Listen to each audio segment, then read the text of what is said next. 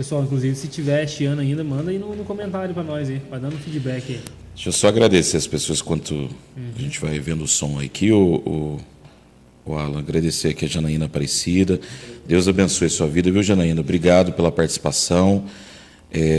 A Célia também, Deus abençoe muito a vida da Célia, esteve conosco ontem, ajudou muito nesse acampamento, né? Doações de alimentos, né? Trabalhou bastante ali para que a gente pudesse realizar esse projeto. O Jamilson também jogando muito futebol lá com a gente, brincando, se divertindo, uma bênção de Deus. Glória a Deus. A Sula também, a Sula está devendo uma visita para a gente, viu, Sula? Estamos aguardando você, tá bom?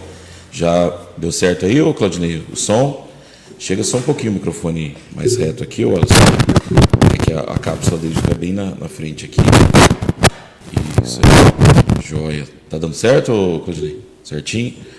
Então, o Alan estava falando sobre a questão do contato dele através da igreja lá do pastor Cláudio Moali, foi o primeiro pastor, né, primeira igreja.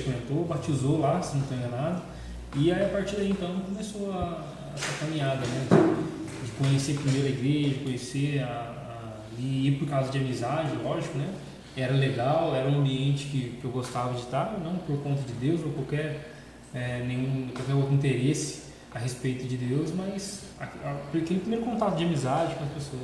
E a partir daí, então, a gente foi... Amém, glória a Deus. Mas a visão que você tinha de Deus nessa época era como, assim? Porque às vezes a pessoa pensa, nossa, Deus era um ser grande, barbudo, né? Cabeludo, né? Cabeça branca ali, sentado num trono e esperando para punir ou para abençoar de acordo com as coisas boas ou ruins que a gente desenvolve, né? Eu não tinha muito entre aspas, né, uma imaginação assim de como seria, acho que de como seria Deus, ou não ficava muito pensando assim na estética ou na forma ou qualquer outra coisa assim. Eu tinha aquela noção, mordi a língua. Eu tinha aquela noção, acho que todo mundo tem, de que Deus, você tinha que fazer as coisas boas, que Deus gostava, e se você morrer ruim, você vai pro inferno, se morrer bom, vai pro céu. Era mais ou menos isso, não tinha muito rodeio, tipo, de ficar pensando assim, não, nem queria saber também, assim, sabia que Deus existia, sempre criei na existência de Deus, mas nada de ficar refletindo sobre isso. Entendi. E você, Wallace, qual foi a sua experiência antes da conversão com relação a Deus? Então, na verdade, não foi nem antes da conversão, porque desde que eu nasci, eu sou de dentro da igreja. Houveram períodos em que eu me afastei, mas aí eu já era adolescente, até maior de idade. Mas assim, pelo que eu consigo me lembrar, a minha mãe, ali, eu acho que nos anos 80 ali, conheceu Jesus. E dali em diante ela foi levando isso para a família, né? Foi levando esse costume para a família de estar buscando Deus. Eu consigo me lembrar que a minha mãe, ela levava a gente com bastante frequência na igreja, mas da mesma forma que o irmão falou ali, a gente, como é criança, a gente não tem uma noção muito assim de criar um entendimento mais complexo assim sobre o que Deus é, né? De entender bem o que está sendo dito. Bem básico, que a gente acredita que se cometer um pecado, já vai direto para o inferno. A gente tem noção do que é certo e errado nessa época de criança, assim, mas a gente já começa a compreender que existe algo maior sobre as nossas vidas, né? De forma mais básica. E aí, ali na adolescência, quando eu comecei a tomar mais consciência das coisas, eu fiquei um período grande até na Céu Nessa Terra. Foi lá que eu me batizei.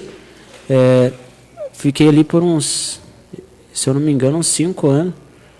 E aí eu tive alguns problemas, né, na adolescência, e aí também por estar formando caráter, é difícil de olhar assim e conseguir filtrar algumas situações que acontecem, igual a gente já discutiu em outros podcasts aqui, relacionado a compreender que às vezes uma pessoa fala uma coisa, ela não está falando para te prejudicar, né? E a gente acaba levando esse pessoal, eu acredito que quando é adolescente é mais difícil você entender isso. E aí, por um período, eu fiquei afastado da igreja, mas sempre com aquela sensação, eu não estou bem nesse lugar que eu estou, eu preciso voltar para onde eu comecei, né? E aí foi isso. Mas pelo que eu me entendo, assim, sobre Deus, eu sempre tive essa ideia na cabeça de que era preciso ter reverência com as coisas de Deus, era preciso ter cuidado com o que eu estava fazendo, porque eu sabia que eu tinha que, em algum momento, eu ia responder por aquilo que eu estava fazendo.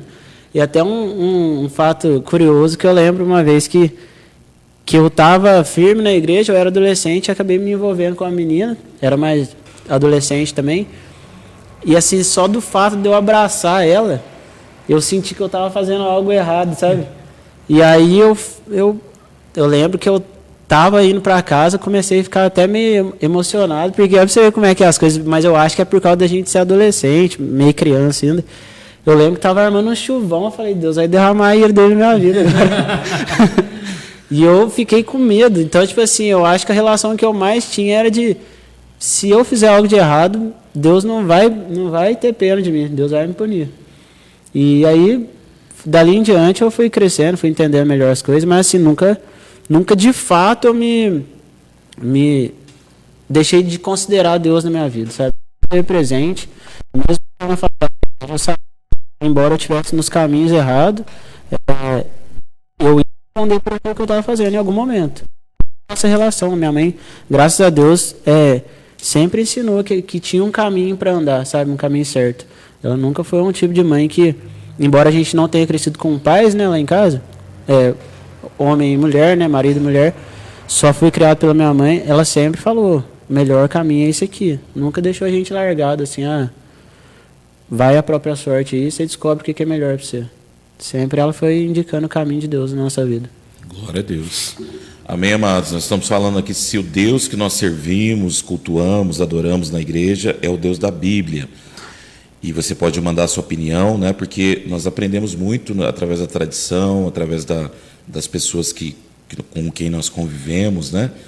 E eu me lembro também, quando eu era criança, que meu pai chegava sexta-feira santa, né? Ele falava assim, olha, hoje é um dia santo, hoje é um dia poderoso, importante, e a gente não vai nem conversar, não podia nem falar, porque era o dia ali que não podia se comunicar. Aí eu ficava pensando, mas por que não pode falar hoje? E aí no dia da 12 de outubro, né, que é o dia da Santa, né, da Aparecida, soltava foguete, aquele foguetório, né? Eu falava, mas por que um quer silêncio e o outro quer foguete, né? E aí eu ficava me perguntando, questionando, e ali a gente foi crescendo dentro da igreja. Eu me lembro que a gente orava para comer, orava para dormir, né? E tinha algumas práticas assim religiosas, mas eu percebia também assim que meu pai ele ia muito na igreja para pagar uma penitência, né? Tipo, aí eu vou lá pedir perdão lá pelos meus pecados, rezar 10 Pai Nosso, 10 Ave Maria, confessar com o padre, para mim continuar vivendo da forma como eu quero, como eu gosto, como a gente precisa, né? Então era uma forma de buscar Deus assim, do jeito dele, né? Uhum. Então eu queria que os irmãos agora aqui, quando vocês foram para a igreja evangélica, né, e tiveram esse contato com o evangelho, se houve algum choque de informação, por exemplo, na igreja católica fazer dessa forma e na igreja evangélica parece que foi diferente, ou se vocês acharam que foi mais ou menos a mesma coisa, ou se de repente dentro de vocês houve aquela necessidade, pastor, eu acho que isso aqui não está muito certo não, porque eu aprendi de outro jeito, acho que o outro jeito é melhor, ou é o mais correto. Teve algum choque assim, de cultura religiosa quando vocês foram para... No meu caso, não. Eu cheguei a fazer... Primeira comunhão. O que será que foi aquilo, hein? Sei lá. Para tomar a Eucaristia, você tem que fazer a primeira comunhão. Eucaristia, tá. O que será que eu fiz, hein? Eu fiz uma catequese. Catequese é a preparação para a primeira comunhão. Exatamente, isso que eu ia fazer. Tanto que eu acho que eu cheguei a participar lá. Comungar, né? Comungar. Que fala. Então eu fiz a catequese lá na escolinha, lá onde as crianças estudam. No sábado a escola liberou para a professora para ministrar essas aulas para as crianças e tudo mais. Eu lembro que todo sábado a gente participava lá, não lembro o horário certinho, mas enfim, eu cheguei a fazer essa catequese, a ver lá, eu lembro até em uma das partes lá, o padre foi lá, né, pra gente confessar com o padre e tudo mais. Mas mesmo participando disso, lá quando a gente morava em Piquete, eu lembro que lembro de participar em procissão, eu odiava participar em procissão.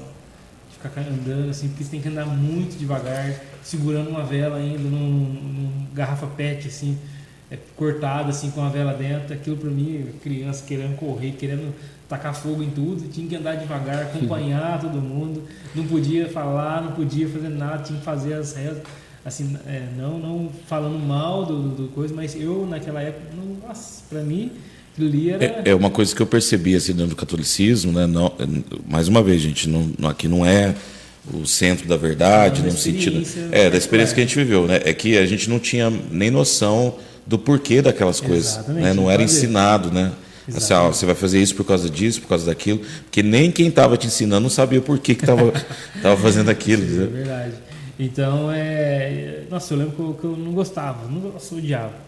E aí, mas só que mesmo assim, dentro ainda um pouco dessa tradição, quando a minha mãe obrigou a gente a ir para a igreja evangélica, a gente não foi querendo, né? A gente não foi, eu vejo alguns pais tentam, né, convencer os filhos e dar liberdade para os filhos escolherem, filhos pequenos. Poxa, não é de escolher, nem dar liberdade, mas eu falo assim, cara, os pais têm essa obrigação de ensinar para os filhos o caminho do Senhor. Verdade. Pai, eu não quero ir hoje não quero problema seu, então você vai alugar uma casa, vai morar sozinho, você se toma conta do nariz. Enquanto estiver aqui dentro de casa, funciona assim. É claro que, por exemplo, eu tenho 3 filhos, lá em casa a gente não chega nesse ponto de falar isso, mas eu tenho a obrigação como pai de ensinar eles.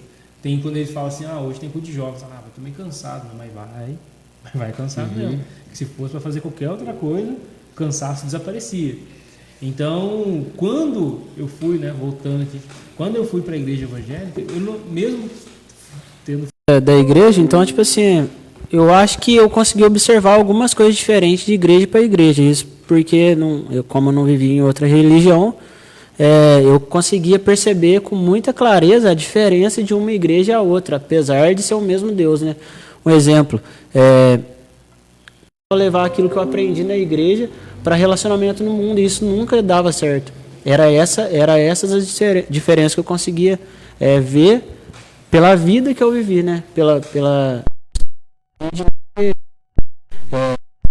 Tido outras religiões, eu sempre tive essa formação evangélica, então eu acho que foram essas as maiores diferenças que eu consegui notar, mais diferenças de igreja para igreja e Tinha aquele momento que a santa vinha na casa da pessoa, aí vinham os vizinhos, aí tinha o terço, né, que você ficava repetindo as orações ali várias e várias vezes, mas a Bíblia não era lida, né? Não tinha acesso à informação. Aí o Brasil foi colonizado há 500 anos, mas quanto tempo realmente as pessoas têm lido a palavra para entender como que a igreja primitiva adorava a Deus, né? A igreja de Atos, por exemplo. Então eu queria que a gente adentrasse um pouquinho essa questão agora da nossa realidade do dia a dia, para a gente ver se a gente está indo para o caminho certo, se a gente está de repente misturando algumas coisas, né? Porque hoje a igreja evangélica no Brasil ela é uma igreja crescente, o número tem sido desenvolvido, né? Eu vi até no podcast lá do Douglas Gonçalves, um especialista falando que em 50 anos a religião evangélica no Brasil ela pode ser maior do que os católicos, devido ao crescimento que está acontecendo, né? Mas será que essa religião, será que esse ensino que está sendo compartilhado é aquilo que a palavra ensina, ou a gente está criando um monte de modismos, né, para adorar a Deus, um monte de entretenimento ou diversão ou um chamariz, né, para trazer pessoas para a igreja e de repente perdendo realmente a essência daquilo que é o culto, né? Então eu gostaria que o Alan falasse um pouco sobre isso, dentro do que ele tem entendido do assunto. Então, professor, esse é um problema. Com certeza tem acontecido isso, né? A gente tem visto onde cada igreja, assim, não vamos generalizar, né? Mas acontece muito de pessoas terem uma, como é que eu posso falar? Sei lá, uma visão ou algum tipo de chamamento, algum tipo de algo mais subjetivo, uma experiência mais subjetiva, e pensa, poxa, eu vou abrir uma igreja, só que essa não é errado a pessoa ter uma experiência e a partir daí, então, ela entender que Deus está chamando ela para uma obra ou qualquer coisa nesse sentido, né? Não é errado. Mas o problema é quando ela acha que essa igreja vai estar estabelecida na visão que ela, na experiência que ela teve. Aí ela pode tomar qualquer tipo de decisão. Então Jesus, ele chama Pedro e ele fala: Pedro, você me ama? Então apacenta as minhas ovelhas. As ovelhas é minha. Quando ele vai lá em Mateus 16, ele fala assim: ó, entrega a chave do reino, e ele fala sobre tu és Pedro, sobre esta pedra, eu edificarei a minha igreja. Então tem a igreja de Jesus e tem as igrejas que são abertas aí, ou iniciadas, não sei como é que seria a palavra certa. Mas a gente percebe isso, que existe um fundamento. Jesus está falando: tem a minha igreja, eu vou edificar a pedra sobre mim, a minha igreja, que é o próprio Cristo, né? Vou edificar a igreja sobre essa pedra, que é o próprio Jesus, ou a revelação que Pedro teve de Jesus, né? Tu és o Filho do Deus vivo, né? Tu és o Cristo, Filho do Deus vivo.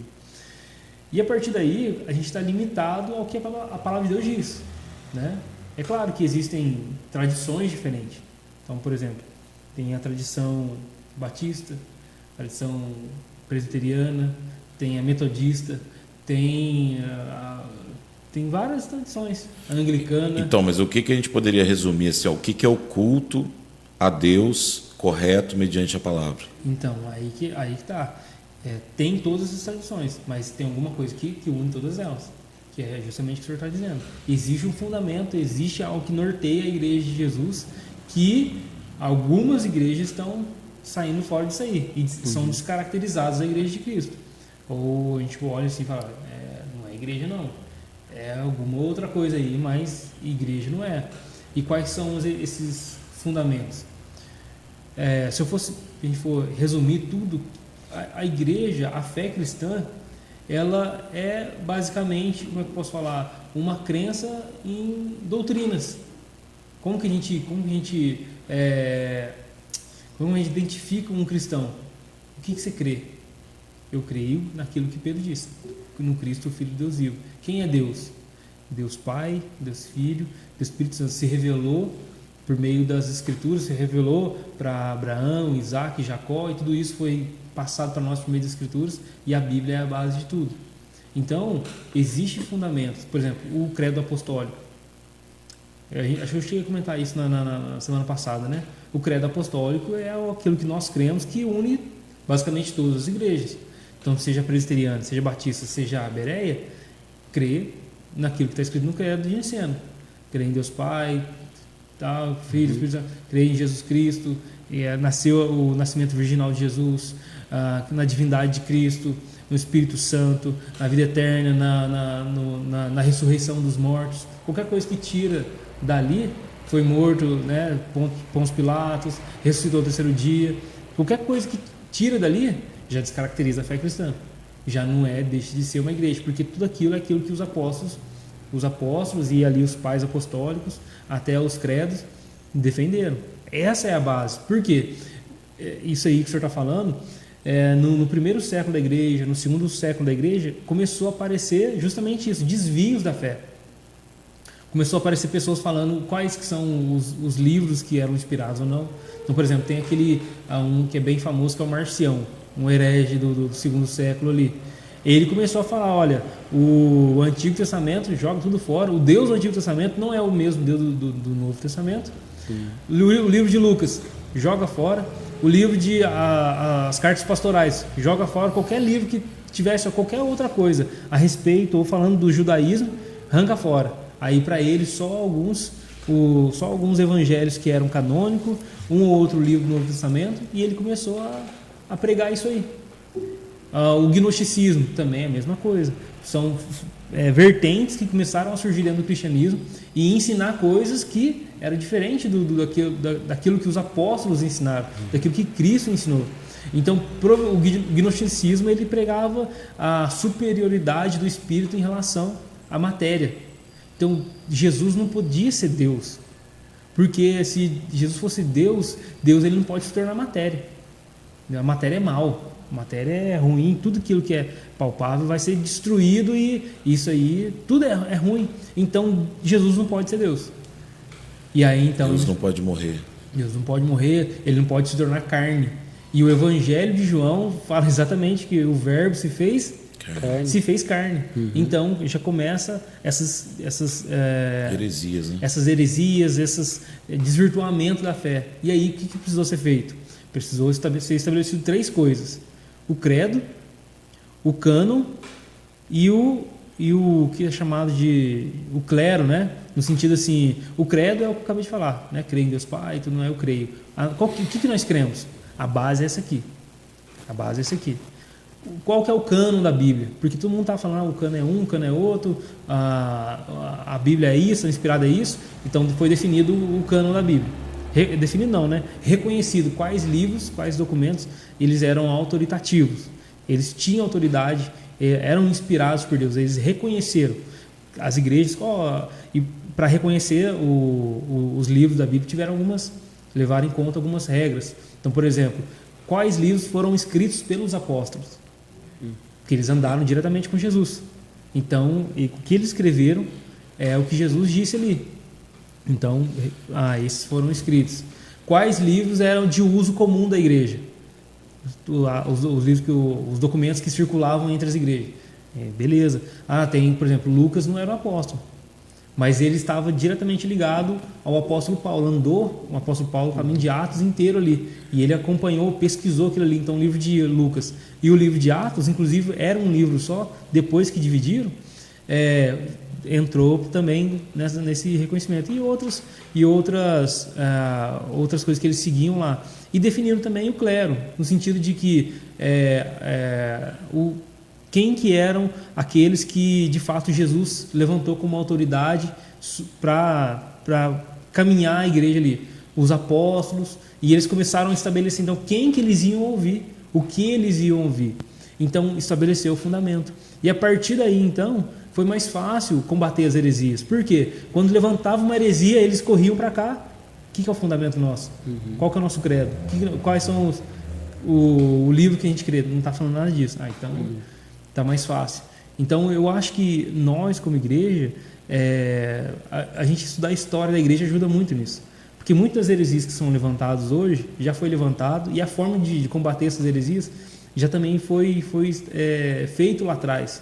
Então, a gente unir naquilo que é fundamental, fica mais fácil de a gente identificar o que é religião cristã, o que não é religião cristã. Tem igrejas que elas começam cristãs e elas desviam. Sim, muitas, né? Viu, Wallace? Dentro disso que o Wallace está falando, como que a igreja vai conseguir trabalhar com pessoas que vêm, né, do catolicismo, né, do espiritismo ou da macumbaria, com princípios de um Deus que não é o Deus da palavra? Porque ela está acostumada ali a buscar o Senhor da forma dela, de repente de fazer algumas orações, de ter alguns princípios, né, de relacionamento com Deus. Mas, de repente, tem algumas práticas que a Bíblia, às vezes, condena e a pessoa, de repente, não está preparada, às vezes, para ouvir aquilo, né? Falar, mas eu fiz a vida inteira dessa forma, agora aqui, né, nessa igreja, o pastor está dizendo que é diferente daquilo que eu aprendi. Então, como saber lidar, né, com esse choque, né? Com esse choque. Vocês não tiveram esse choque, mas... a gente que tem convivido, né, com algumas pessoas, a gente percebe que as pessoas ainda vêm com práticas, conceitos e doutrinas que não têm a ver com aquilo que a Bíblia ensina. É como eu falei, né?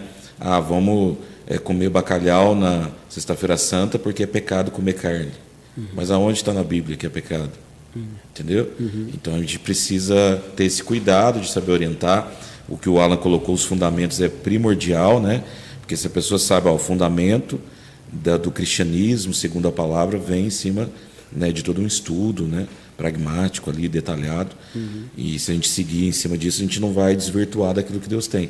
Mas como lidar com essas pessoas que de repente já estão com, às vezes até idosos, né, passaram a vida inteira dentro de uma igreja que ensina uma coisa diferente do que a gente está buscando. Ela gostou, ela quer ficar com a gente, mas ela quer, de repente, colocando um pouquinho daquilo que ela aprendeu, né, mas aquilo que ela aprendeu não está bem dentro daquilo que a gente está ensinando. Então, esse choque é difícil. Assim, eu gosto bastante de pesquisar sobre vários assuntos e um dia desses pesquisando, né, vendo algumas coisas, eu vi um rapaz falando assim que a sociedade ela acredita em Deus, mas da forma dela, né? Na verdade, a sociedade, as leis dela são moldadas parecido com o que a Bíblia indica, né? Então, tipo assim, sobre questão de caráter, por exemplo, a gente consegue perceber algumas pessoas no mundo com caráter de cristão, que muitas vezes, às vezes, nem cristão tem. E, assim, o problema é alguns desvios que acontecem no mundo. A pessoa vem acreditando que aquele Deus que ela aprendeu a crer ali fora, que é só um Deus que lhe entrega, e ele não vamos dizer assim, você não tem que devolver nada para ele, você não tem que entregar nada para ele, você só recebe. Isso que eu acho que torna um pouco problemático, mas é como a gente falou no passado em alguns podcasts, né? A gente sempre fala sobre isso. É necessário que a pessoa ela entenda que ela vai ter que abrir mão de algumas coisas. E para que isso também vá de encontro com o que a gente sempre fala, é necessário dentro da igreja ter pessoas também capacitadas, né? Que tenham conhecimento do que eles vão ensinar, para que essas pessoas também possam ensinar novas pessoas. Eu acho que não tem como você ensinar aquilo que você não conhece, né? Se você falar só da sua cabeça, você vai deixar a sua experiência. A Bíblia adverte sobre isso, para a gente não se engrandecer no nosso conhecimento, mas deixar o conhecimento de Deus presente na nossa vida. Então é necessário que as pessoas consigam ter o entendimento daquilo que Deus tem para que eles ensinem, né? Para que assim as pessoas consigam entender. Eu vejo isso um pouco difícil de ser resolvido, mas tem como resolver, porque assim, normalmente a pessoa vem para a igreja com a mentalidade um pouco fechada, né? Como o senhor falou, com relação a pessoas mais idosas, a gente sabe que tem uma resistência em querer aprender algo novo, né? A gente sempre fala que é necessário que as pessoas venham para a igreja com o entendimento que algo vai mudar na vida dela. Com certeza. Ela tem que entender isso, que não vai sair da onde ela está, da posição que ela está, e vai frequentar um lugar que não vai demandar dela alguma mudança, né? Porque é necessário, tudo aquilo que você quer modificar na sua vida, é necessário você entender que você vai precisar abrir mão de algumas coisas, né? Por exemplo, eu sempre toco nesse assunto com relação a estudo. Não tem como você aprender se você não estiver disposto a abrir mão de lazer, por exemplo, né? O pastor sempre fala que trabalhar pelo reino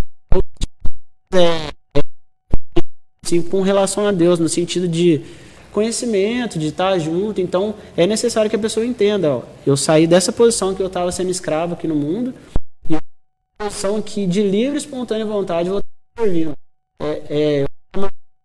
Hoje em dia é pela questão do ego das pessoas, delas não querer abrir mão daquilo que é confortável para viver uma nova vida, né? Porque sem a vontade de querer ter uma nova vida, Deus pode prevalecer as vontades dele sobre a gente, sobre tudo que nos cerca. Você vê que a pessoa ela é resistente nesse sentido, porque ela não conhece realmente o que está na Bíblia. Então, eu acho que demanda muito da palavra, de quem vai ensinar, e do coração aberto de quem está ali chegando para receber. Eu acho que esse é o caminho. Glória a Deus. A Sula está dizendo assim também: Deus não quer que deixemos de comer carne, mas de vivermos na carne, né? De seguir nossos desejos carnais. Muitas coisas faltam compreensão. Amém. Irmãos, nós falamos aqui então essa questão da pessoa que vem já carregada de princípios e conceitos que ela aprendeu na vida, não é aquilo que a Bíblia está ensinando. Mas e quando acontece o contrário, que até o Alan colocou um pouquinho ali, os líderes começam a desviar um pouco daquilo que teria que ser feito. Eu só queria expor aqui, irmãos, porque é a realidade. A gente tem uma certa dificuldade de conseguir entender como que os adventistas entendem a Bíblia, né? Como que os espíritas também utilizam a Bíblia dentro do espiritismo, como que o testemunho de Jeová trabalha com as escrituras da mesma forma que a gente tenta trabalhar, como que os mormons também, né, com as escrituras, porque o que é uma heresia? É quando você acrescenta algo que a Bíblia não está dizendo, né? Coisas subjetivas, de repente levanta o profeta e começa a escrever algo que Deus revelou para ele, aí o povo começa a seguir o profeta, juntamente, paralelo à Bíblia ali, acrescentando umas coisas ou outras. Então a gente tem que ter esse cuidado. Mas eu queria que vocês falassem um pouco sobre isso, assim, quando que a gente começa a perceber que a igreja já não está cultuando o Deus da Bíblia? Quais são as práticas que às vezes acontecem ali, que a gente percebe, pô, isso aqui já não está muito, né, já está tendo uma rosa ungida, já está tendo um negócio aqui que a Bíblia não apoia, né? E que as pessoas colocam como interpretações pessoais, experiências pessoais, né? Eu tive a experiência de tomar um copo d'água e fui curado, né? Mas aonde que está na Bíblia que tem que fazer isso, né? Então eu queria que vocês falassem um pouquinho sobre isso. Quando que a gente começa a perder essa noção do perigo, né? E como voltar para essa essência? Então, senhor, quando a gente começa a perceber isso, é quando a gente começa a acrescentar aquilo que não tem e tirar aquilo que é, de fato. Então, por exemplo, quando a gente começa a acrescentar algo à palavra de Deus, por exemplo, agora só Jesus não é suficiente. Tem que ser Jesus e mais alguma coisa. Então, é Jesus e mais a frequência, é Jesus e mais a bênção do guru, do líder. É Jesus, não, Jesus sim, mas também tem que fazer isso aqui. A salvação é sempre uma soma de Jesus, mais uma devoção, né? Com todo respeito aqui aos irmãos não, né? Mas aos amigos que estão ouvindo aí, ou vão ouvir, mas Jesus, mas se Maria não interceder, aí não vai, né? Jesus, mas sempre tem alguma coisa mais, alguma obra a mais, então isso aí é um problema. Outra soma que acontece, né? Quando a Bíblia já não é suficiente também. É a Bíblia, mas também tem um livro da religião. A Bíblia mais a profetisa da religião, né? É a Bíblia mais, igual na questão dos mormons, né? Que não é nem só a Bíblia, né? Mas são mais 3 evangelhos nos mormons, mais 3 livros que os mormons entendem como revelação de Deus. Então tem a Bíblia e tem mais 3 livros, né? Ou seja, alguém teve uma revelação em algum lugar e, segundo eu ouvi, né, de um próprio mormon falando, está aberto, pode acontecer mais de ter mais revelação que é tão canônico e inspiração de Deus quanto a Bíblia. Então, assim, é um absurdo. Então, quando a gente começa a perceber essas somas, colocando coisas, igual como o senhor falou, né? Esse misticismo dentro das igrejas que começaram, igrejas de verdade, esse lance da rosa ungida, esse lance a campanha da espada de fogo que vai cortar as amarras, não sei do que, isso aí é macumbaria com espiritismo, com catolicismo, com o evangelho, misturou, bateu tudo no liquidificador. O Vale do Sal Grosso. Então, aí saiu essa aberração. Porque viu lá no texto na Bíblia, interpreta do jeito que quer, né? Exatamente. E aí é que tem aquele negócio, né? Deus já deixou de... Nossa, Pai do céu. Não é a igreja de Jesus, já não é nada. E como que sai disso? É arrependimento, é voltar para a palavra de Deus, é aquilo que o Lutero, né, e a tradição reformada, não no sentido reformado no calvinismo estritamente, mas da reforma em si protestante, é a reforma sempre reformando, né? Ou seja, a igreja ela reforma, mas ela está sempre reformando. No momento que ela percebe que aonde está acontecendo desvios, é necessário haver reforma. A gente vê isso em toda a palavra de Deus. Antes mesmo da reforma de 1517 de Martim Lutero lá, que ele prega toda aquela história, né? A gente vê na palavra de Deus reformando as coisas. Por que tem que reformar? Porque perdeu a forma. Então Deus cria um jardim lá no Éden, cria tudo, e aquela frase que sempre se repete lá como um padrão: e viu Deus que tudo era bom, e viu que era bom, e viu que era bom, e viu que era bom, fez o homem e viu que era muito bom. E Deus deu uma forma, deu um padrão. O pecado reforma aquilo. E começa então as coisas a acontecerem não de acordo com aquilo que Deus quis originalmente. Então sempre vem um processo de reforma. Aí vem Deus lá em Gênesis 6, ele reforma, acaba com tudo, manda o dilúvio e começa de novo com Noé. O Noé ali, ele carrega ali uma imagem de um segundo Adão. Porque ele começa, e Deus fala para Noé, olha, agora vocês vão, deixa eu ver se eu só abro aqui para os irmãos perceberem essa semelhança, né? Quando Noé, ele vai, capítulo 9, depois do dilúvio, e aí, deixa eu ver aqui no versículo 6, aí Deus fala para Noé, ó, quem derramar sangue do homem, pelo homem, seu sangue será derramado, porque a imagem de Deus foi criado. Mas vocês sejam férteis e multipliquem-se, espalhem pela terra e proliferem nela. A mesma ordem que Deus deu a Adão e a Eva, ele diz também para Noé. Então é como se Deus tivesse, como se a Bíblia estivesse mostrando para nós, essa figura adâmica em Noé, que ele tem esse papel, ele carrega essa missão e ele vai indo. E provavelmente, né, eu até te mandei uma mensagem no grupo dos homens, né, falando um pouco a respeito disso, semana passada.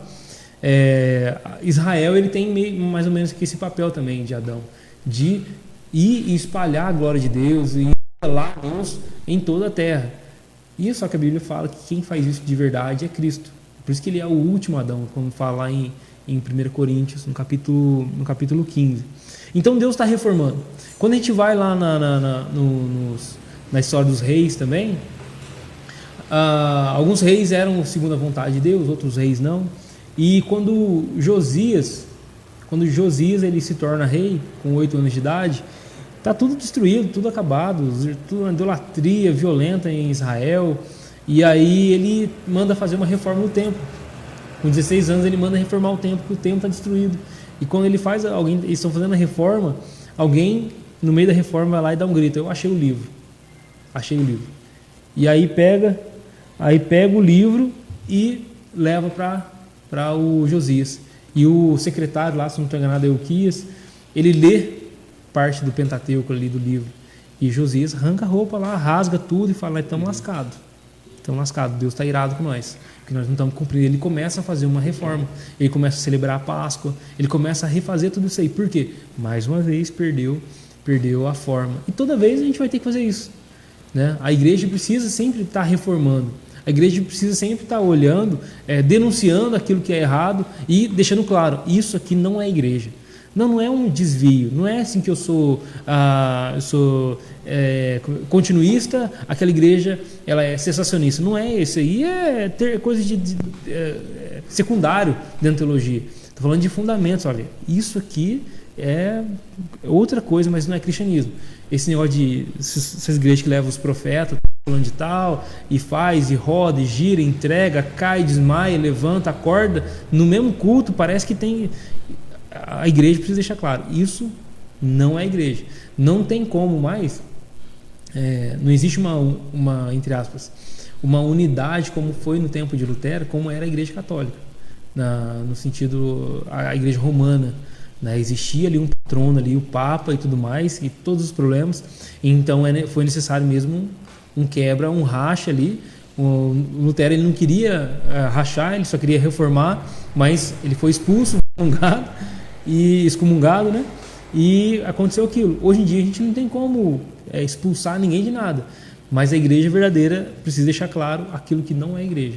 Nós não compactuamos com isso aí não é a mesma, não é a igreja de Cristo, e deixar claro isso. Então, acho que isso que tem que ser feito. E o senhor falou, o que fazer quando sai dessa linha, né? Tem que arrepender, porque aí é pecado. É arrepender, voltar para Jesus e pedir perdão e abandonar, mas não é o que acontece. Sim. Agradecer aqui, irmãos, a Gislaine Souza, o Elias também. Deus abençoe sua vida, viu, Elias? Estou esperando você aqui para vir louvar conosco, missionário. Amados, o Wallace aqui agora, nós falamos que existem igrejas hoje que de repente não estão cultuando o mesmo Deus da Bíblia.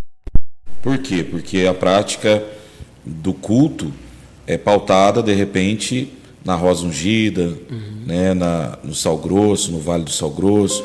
Tem o olhinho que trouxe lá de Israel, que aí você compra e derrama sobre o povo é curado, né? é o lenço do pastor, que passa no suor do pastor, passa nos irmãos e a pessoa é curada, né? Tem uma curiosidade, tem algumas igrejas que já se posicionaram, por exemplo, a igreja presbiteriana, ela já declarou já oficialmente que a igreja presbiteriana não considera a igreja universal uma igreja cristã. Então, por exemplo, se for alguém na igreja presbiteriana lá e fala assim, eu vim da igreja universal, eles entendem, não é cristão. Eles batizam de novo.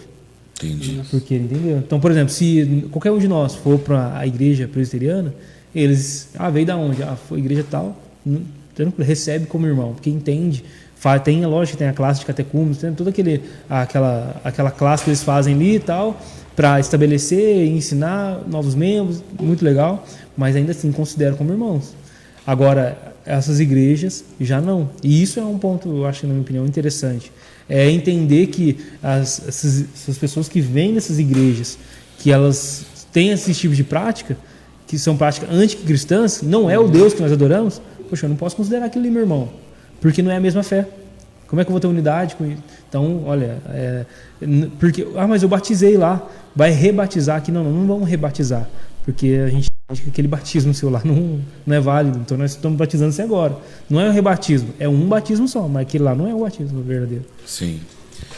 Mas viu, o Wallace, a pessoa, ela de repente já tem um entendimento, né, no que a gente está falando aqui, sobre o misticismo, sobre práticas religiosas que não condiz com a palavra, mas de repente ela entra para um outro cenário, que é o cenário que a gente vive mais perto agora, né?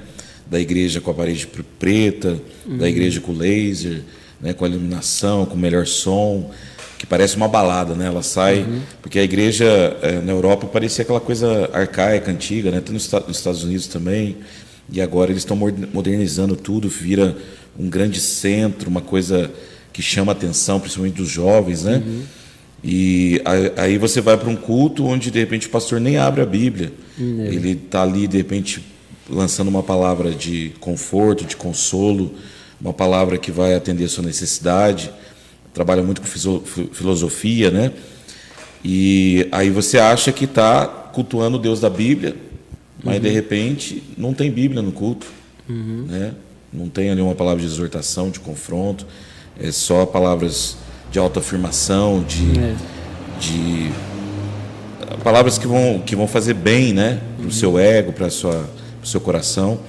Então eu queria que você falasse um pouquinho sobre isso, assim, porque tem esse outro lado da moeda, tem as igrejas místicas, né? Principalmente no movimento neopentecostal, mas tem também as igrejas moderninhas, né? Que de repente até começaram bem, como a gente falou, né? Conhece a palavra, ali o pastor tem o conhecimento, mas começam a trazer tanto entretenimento, tanta festa, tanto evento, tanta coisa, que aí já não tem mais o batismo, já não se preocupa tanto com a ceia, nem com o ID, né? É mais a questão de diversão, de estar junto, como se fosse um clube social. Então, se você falasse um pouco sobre isso, o cuidado para não se envolver com esse tipo de coisa. Então, pastor, eu acho que assim, as igrejas tradicionais, elas costumam mais falar sobre o que está na Bíblia, né? Elas não são muito atentas ao sentido de se tornar algo atrativo, né? Para quem está lá fora e atrair pelo que vê, assim, sabe? Porque é o que a gente fala, parece clichê, mas é sobre o conteúdo, né? Não é sobre o externo, né? A gente sabe que até a gente mesmo aqui é descartável no sentido de acabar, né? Tudo isso aqui que a gente tem aqui agora acaba, uma hora acaba. Então é mais atento ao que tem no interior dentro da igreja, né? E às vezes a gente sabe que muitas vezes embora a igreja seja bonita pelo lado de fora, ela não tem nada a ver com aquilo que Deus quer que seja dito, né? Eu sempre pensei bastante sobre isso, porque muitas das vezes a gente vê a igreja numa tentativa de se parecer mais com o mundo e menos com Deus, sabe? Tanto enfeite para fazer o jovem entrar para dentro da igreja e não ver diferença entre uma balada e a igreja, para fazer com que ele fique ali, do que propriamente entregar o que vai edificar a vida dele de verdade, né? E por isso a gente comentou já, a gente vê uma rotação muito grande nas igrejas por conta disso. O jovem entra ali atraído pelo visual, aí a hora que ele está lá dentro, tem duas situações: ou ele se agrada com aquilo que está sendo dito, porque vai trazer um conforto ali para a carne, porque eu acabei de falar, não vai ter exigir dele mudança, mas por outro lado também tem aqueles que vão entrar e não vão se sentir completo naquele lugar, e aí eles retornam para onde eles estavam, né? Ou saem da forma que entraram, né? Então não muda nada, então a pessoa fica ali perdida. Eu acredito que, assim, eu acho que algumas formas de tecnologia até atrapalham a igreja, sabe? Para ser bem sincero, porque tira o foco de Cristo, tira o foco do que Deus é de verdade, na essência mesmo, né? Porque eu sempre tento imaginar no passado, como é que era no passado. As dificuldades no passado eram bastante com relação à idolatria, né? A igreja enfrentava muito problema com relação à idolatria. O evangelho não avançava com facilidade por conta disso. E hoje eu tenho a sensação que aqueles deuses do passado, eles só se modificaram para essa parte mais voltada para a parte de tecnologia mesmo, da carência do ser humano. Você vê que tudo é muito cômodo. Então, tipo assim, por exemplo, o conforto acabou se tornando uma forma de adoração ao próprio ser humano. Tipo assim, a pessoa não consegue levantar de onde ela está para saber que para fazer um esforço para adorar a Deus. É o que eu falo, eu sempre comento com algumas pessoas, tipo assim, com relação à locomoção. Às vezes a pessoa ela não tem a capacidade ela não tem carro, por exemplo, ela não tem. Eu sei que existem várias situações, mas, por exemplo, a pessoa, de repente, tem um carro na garagem, mas ela não vai para a igreja, com preguiça de ir para a igreja. E outras pessoas, com as pernas que Deus deu, a pessoa não consegue levantar para ir para a igreja. Tipo assim, você vê que é algo pesado ali sobre a vida da pessoa, de preguiça mesmo, porque, como eu estou falando com relação à tecnologia, por exemplo, você pede comida e você não sai do sofá. Né? O entregador só falta bater na sua porta, abrir a porta, dar o garfo e faca na sua mão para você comer. Então as pessoas, ela tá muito preocupada com aquilo que é confortável para ela. As pessoas não estão conseguindo sair da zona de conforto. E aí eu olho lá pro evangelho lá, né, Antigo Testamento, as pessoas atravessavam de uma cidade para outra para ir conhecer Jesus, né? E eu via de longe que tinha uma pessoa fazendo coisa diferente em outra cidade, ela tinha curiosidade de saber quem era, né? E as pessoas iam buscar mesmo. Nem todos permaneciam ali, mas você via que tinha uma busca maior, apesar de ter forte essa situação de idolatria lá no passado também. Então, assim, eu penso que um pouco falta temor hoje da igreja, né? Num contexto, não generalizando, mas sim, você vê que a grande maioria é assim, porque eles estão dando mais valor para aquilo que vai agradar os olhos e não o que vai agradar a alma, né? Sim. Então é uma situação bastante complicada, até mesmo quem está em cima dos altares ali, né? Para adorar, para entregar a palavra, você vê que a pessoa ela já não acredita que Deus pode trazer, não é ira, não é, como é que eu posso dizer, não é uma punição, mas assim, não tem medo que pode acontecer no final de tudo, né? Porque a gente sempre fala que a qualquer momento Jesus pode voltar. E você vê que parece que a pessoa acredita naquilo que o pessoal na TV fala, no pessoal do mundo fala, que eu estou ouvindo falar de Jesus há muito tempo e ele nunca vai voltar. Desde que eu era pequeno. Eu acho que falta um pouco de medo, assim, e se Jesus voltar daqui uma hora e eu tiver sabe, desconectado com aquilo que Deus quer. Porque, assim, eu fico pensando, pensa bem, se ele levar as coisas de qualquer jeito a vida toda e Jesus voltar, é um modo de pensar, não tem nada a ver com o que está na Bíblia, mas é uma coisa pessoal. Eu fico pensando assim, como é que vai ser o julgamento da pessoa que passou essa frieza dentro da igreja esse tempo todo e o julgamento daquela pessoa que está no mundo lá fora, sabe? Eu acho que vai ser um peso bastante grande sobre as costas dela de arrependimento, né? Eu acho que um choro até mais intenso do que aquele que viveu a vida inteira praticando ali as coisas erradas, conhecia Deus, mas nunca aprofundou na situação. Teve a oportunidade e não se apegou a oportunidade, né?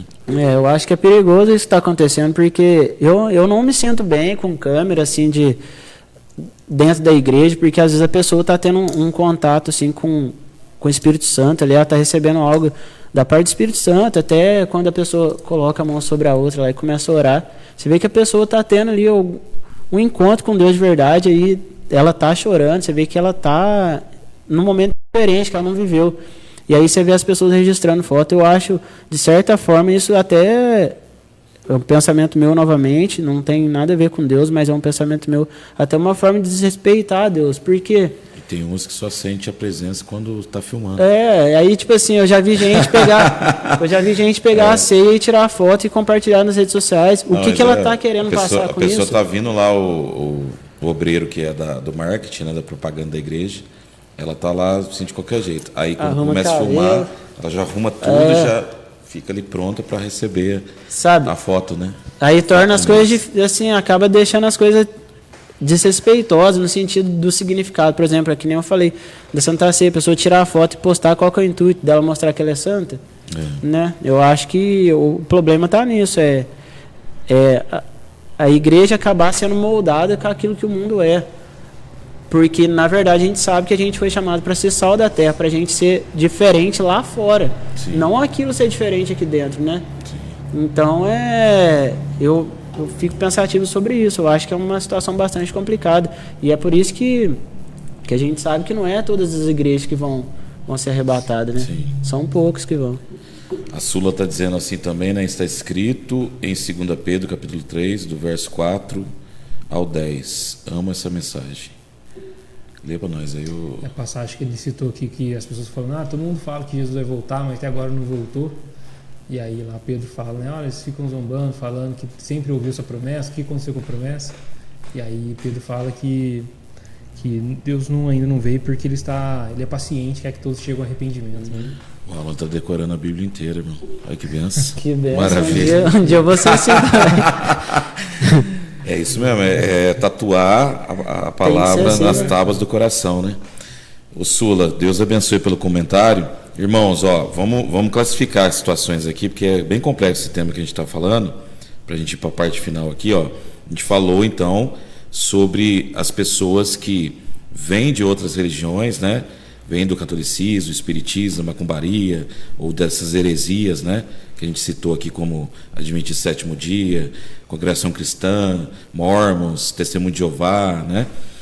E de repente elas vêm para a igreja evangélica e há um conflito, né? Porque aprendeu doutrinas, liturgias de outras religiões e vão ter que se desligar de repente dessas práticas dentro do meio evangélico.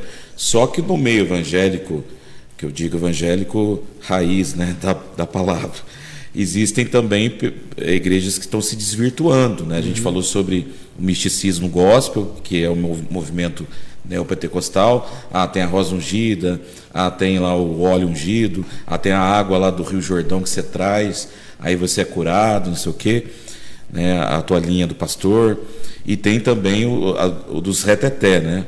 Hoje eu fui no culto, não senti aquele frio na espinha, o culto não foi bom, né? Eu não pulei do avesso, né? Não rodei a baiana lá do jeito que eu estou acostumado.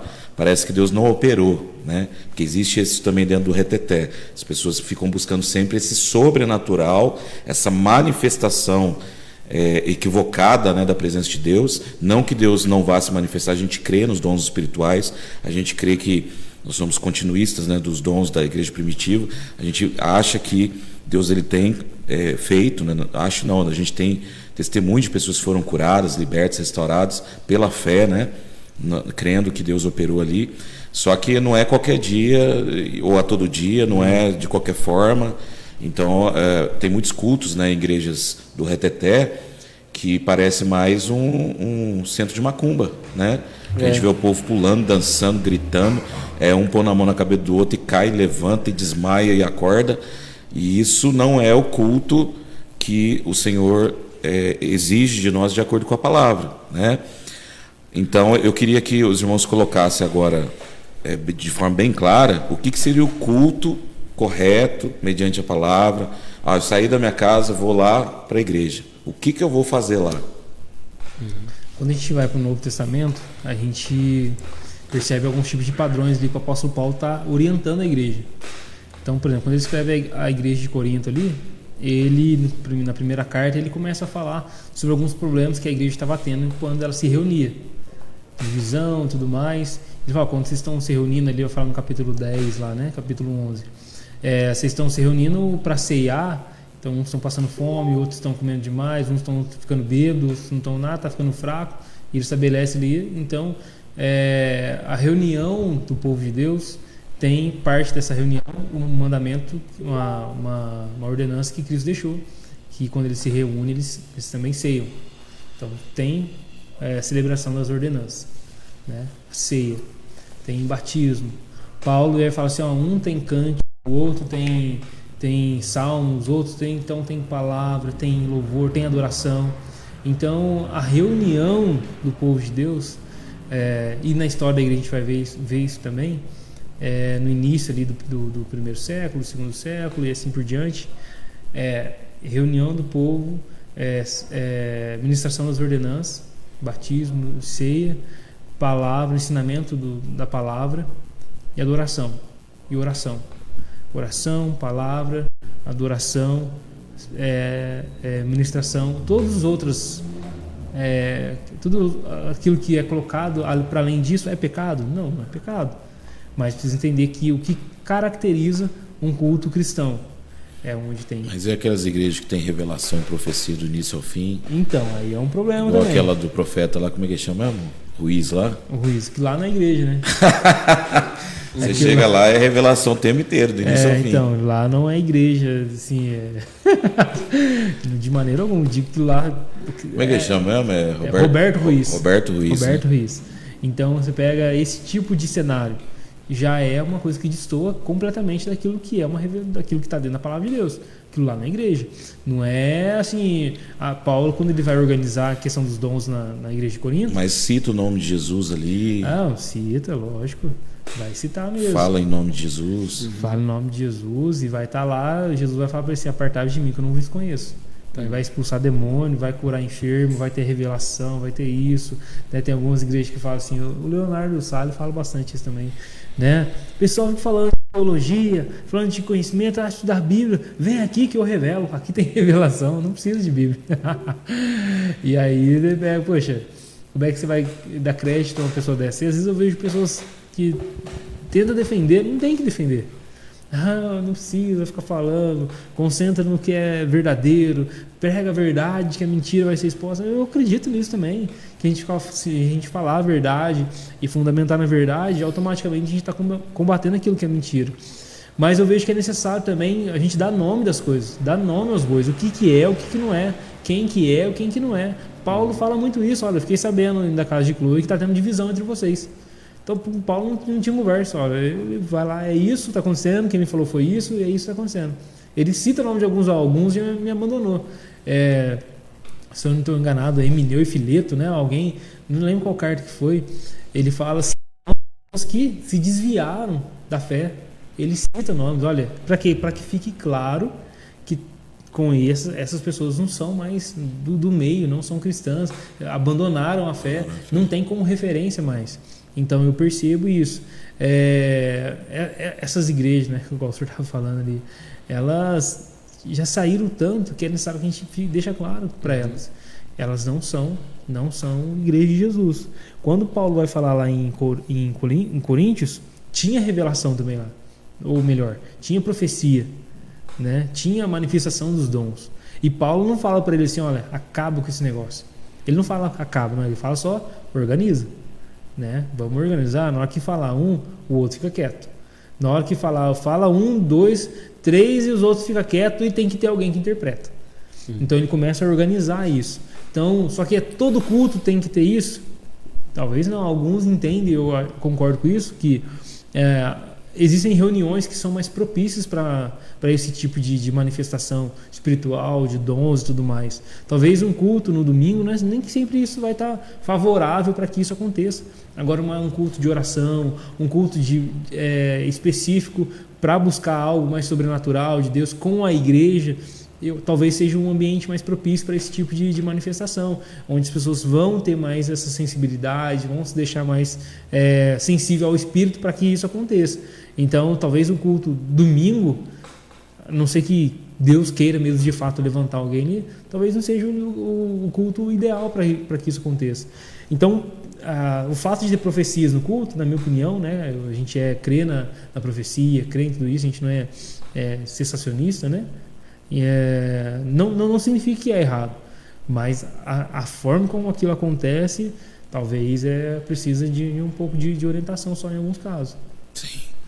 Viu, Wallace, eu até comentei ontem lá no acampamento, no culto da manhã, que quando eu era adolescente, comecei a caminhada com Jesus, o acesso à informação era muito difícil, né? Eu me lembro que eu gostaria de ter uma Bíblia de estudo, que era uma Bíblia Thompson, né?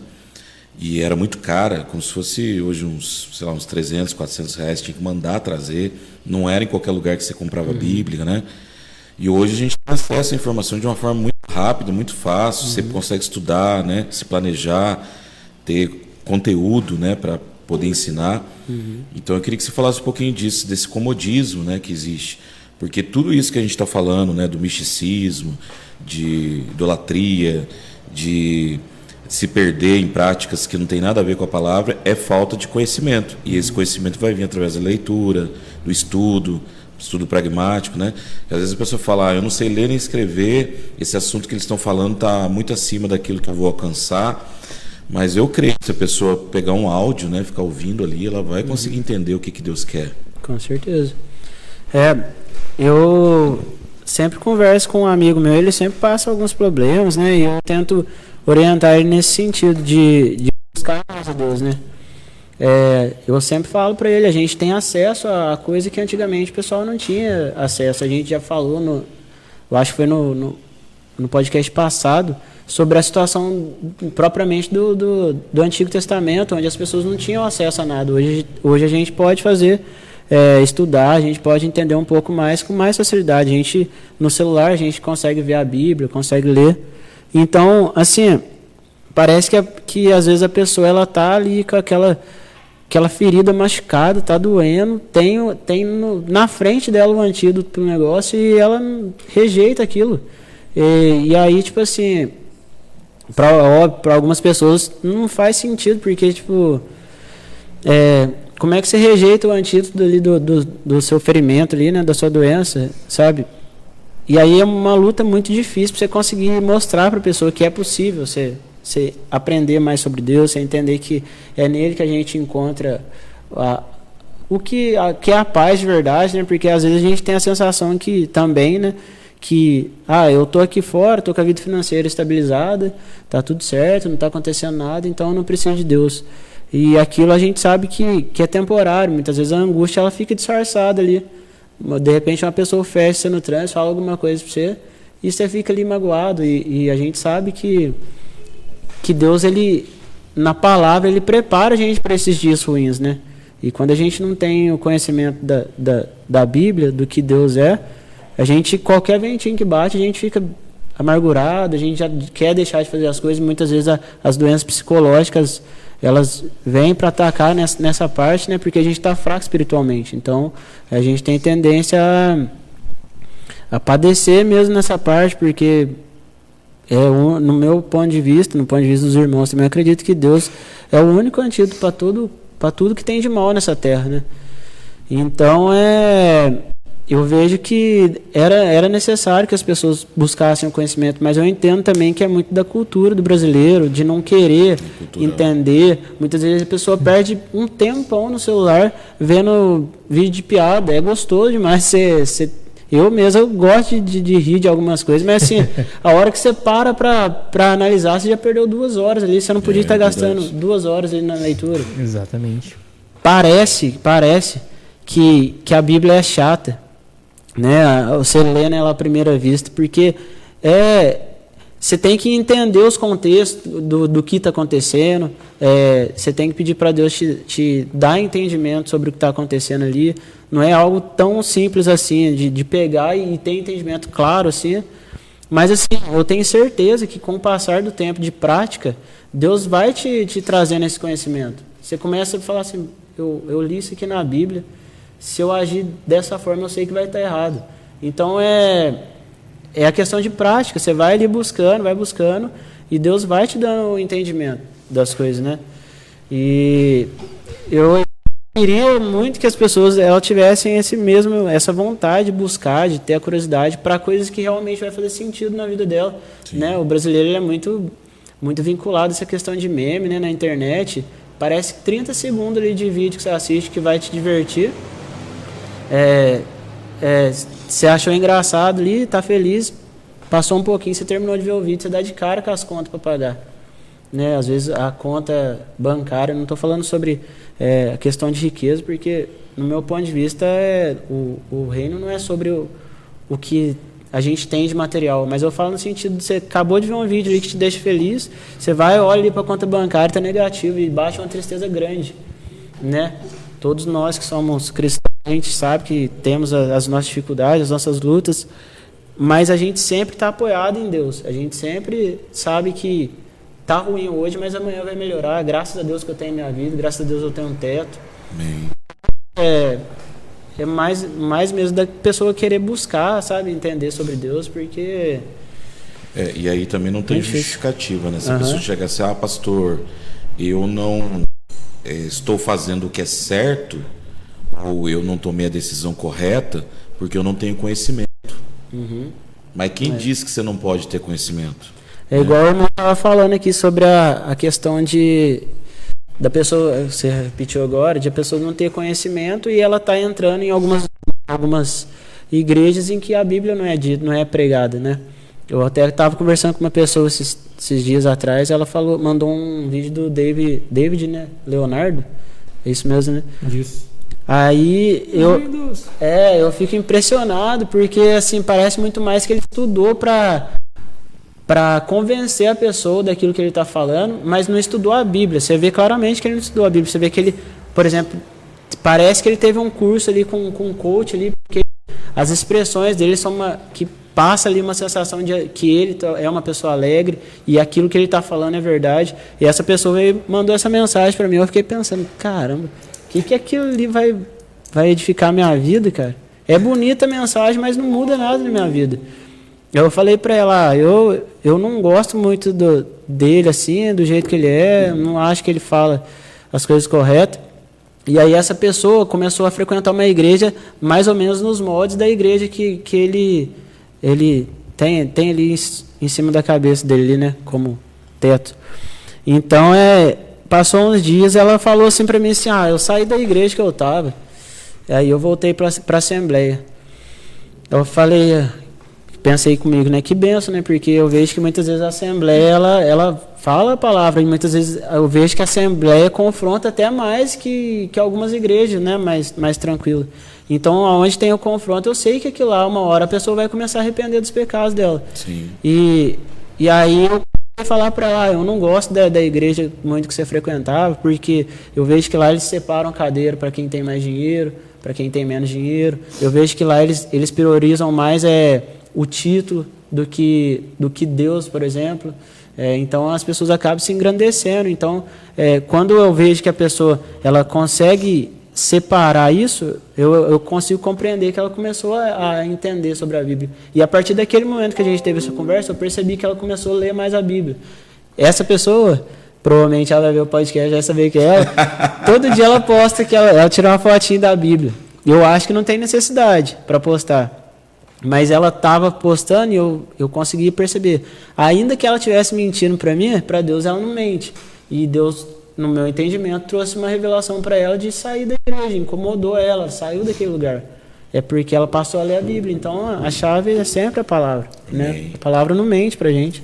Glória a Deus. Agradecer aqui o José Martins, o Jean, mais uma vez conosco, a Cláudia e a Luciana. Jean, você concorda que hoje nós estamos cultuando o Deus da Bíblia nas igrejas ou não? Irmãos, nós estamos encerrando aqui, indo para a parte final, só fazer uma sinopse aqui, um resumo do que a gente tentou tratar. Só um probleminha aqui que tem que ser falado, né? Todo o nosso conhecimento, toda a revelação que nós temos de Deus parte da palavra, parte da Bíblia Sagrada, né? O cristianismo, né? É um manual de sobrevivência, irmãos. Você pode ter uma revelação, Deus pode falar com você em sonho, pode falar através de um pastor, né, de um líder espiritual, mas a essência de todo o conhecimento que a gente tem de Deus e como Deus age, como Ele trabalha e como Ele quer ser adorado, exaltado, glorificado, está na palavra, né? Então não tem como fugir disso, porque parece que a palavra em algumas igrejas é apenas mais algo, ou mais um utensílio que é utilizado perante tantos outros, né? Então, guarda isso no seu coração. Se a sua igreja ela tem algumas práticas, né, por parte da liderança que a Bíblia não apoia, né, no sentido literal mesmo. Você já leu qual que é o capítulo, o versículo, né? Tem alguma doutrina, alguma liturgia que a Bíblia não diz, não tem nenhum texto, nenhuma história que conta o povo fazendo algo parecido com aquilo, né? Você toma cuidado, porque de repente você está entrando para uma heresia, né? E isso pode trazer problemas terríveis, né? Como a perda da sua salvação, né? Eu me lembro mas 2 ou 3 líderes espirituais, até um nos Estados Unidos, nos anos 80, que ele conseguiu cativar, sensibilizar centenas de pessoas a estarem tomando um veneno, né? E todas as pessoas morreram, inclusive crianças, né? Crianças de berço. Nos anos 90, eu acho, né? Acho que foi nos anos 80, final dos anos 80. 89, né? Todos morreram, né? Porque acreditaram que Jesus iria voltar naquele dia. Então tomaram aquele veneno ali e todo mundo morreu, né? Ali foi uma morte física e espiritual ao mesmo tempo, irmãos. Mas muitos estão morrendo espiritualmente dentro das igrejas por cultuar um Deus que não é o Deus da Bíblia. Então toma cuidado, né? Começa a ler a palavra, mesmo que você tenha que confrontar de repente a liderança, falar: ô pastor, isso que o senhor está pregando não é exatamente o que a Bíblia diz. Vamos sentar para conversar, vamos melhorar isso aqui, porque eu não quero sair daqui, eu quero que o senhor seja salvo e eu seja salvo também. Então vamos entrar num consenso aqui, porque é muito fácil, irmãos, o ser humano se desviar da palavra, é muito fácil começar a desenvolver liturgias, doutrinas que tem nada a ver com a palavra, né? Então a gente tem esse cuidado, e é isso que a gente quer deixar bem claro, né? Igrejas que vão tratar a palavra como segundo plano, elas vão tender a entrar nessa situação do misticismo, né? Da idolatria gospel, da diversão, do entretenimento, de campanhas e tem que virar do avesso, tem que pular, tem que saltar, tem que gritar, porque aí Deus está operando. E agora a igreja que vai ficar pautada na palavra e cultuar Deus da forma como Ele quer, de repente vai ser um culto onde a gente não sabe o que vai acontecer, mas Deus de repente vai nos confrontar, Deus de repente vai apontar o nosso erro, a gente vai ter que estar tentando melhorar a cada dia. E às vezes vai acontecer situações que o culto parece não foi bom, mas a sementinha de dúvida para que eu possa abrir mão de um pecado, né, de uma situação que eu sei que está errado, ela vai brotar e eu vou tentar me posicionar de forma melhor. Então, reflita a respeito desse tema, que é muito importante, né, a gente poder estar melhorando, e eu creio que acrescentou. Você quer expor alguma palavra? Vou ler um texto aqui quando Moisés subiu lá para o monte, né? E ele ficou lá aquele tempo tudo e o pessoal começou a ficar preocupado. E aí, Êxodo 32, ele fala assim, ó: o povo, ao ver que Moisés demorava a descer do monte, juntou-se ao redor de Arão e lhe disse: venha, faça para nós deuses que nos conduzam, pois esse Moisés, homem que nos tirou do Egito, não sabemos o que aconteceu. E respondeu-lhes Arão: tirem os brincos de ouro de suas mulheres, de seus filhos, de suas filhas, e tragam-nos a mim. Todos tiraram seus brincos de ouro e os levaram a Arão. Ele os recebeu e os fundiu, transformando num ídolo, que modelou com uma ferramenta própria, dando-lhe a forma de um bezerro. Então disseram: eis aí os seus deuses, ó Israel, que tiraram vocês do Egito. Vendo isso, Arão dedicou um altar diante do bezerro e anunciou: amanhã haverá uma festa dedicada ao Senhor. Na manhã seguinte, ofereceram local, sacrifício de comunhão, o povo sentou para comer e beber e levantou-se para entregar-se à farra. O que acontece aqui, né? Moisés está demorando lá e o povo fala: agora nós precisamos de um Deus, porque Moisés está demorando, não tem quem guia nós. Nós precisamos de um ídolo, de alguma coisa. Aí Arão teve a brilhante ideia, né? Arranca tudo, os ouros, os materiais, tudo, fundiu e, usando a ferramenta própria, ele formata um bezerro lá. E aí, eles têm um ídolo de ouro lá, montado, feito ali. E Moisés fala para ele: olha, tá aí o Deus de vocês, que tirou vocês do Egito. E Moisés fala: amanhã nós vamos fazer uma festa dedicada ao Senhor. E o Senhor aqui é o tetagrama mesmo, a sigla que era usado para se falar de Deus, que é o YHWH, né? E aí, o que é o lance dessa passagem aqui?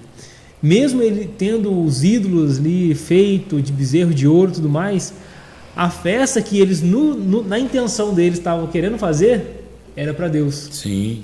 Só que mirou no bezerro. Mirou em Deus, acertou o bezerro. Então, qual que é a ideia aqui? Eles estavam pensando que eles estavam adorando a Deus, enquanto eles estavam adorando um ídolo.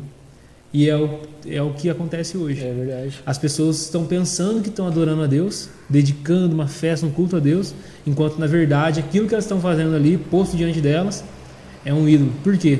É o que nós falamos aqui. Os fundamentos já saíram, a revelação de Deus, o que a palavra diz, já não tem nada a ver com aquilo que está sendo feito ali, mas no coração da pessoa, na mente dela, ela acha que ela está fazendo um serviço a Deus.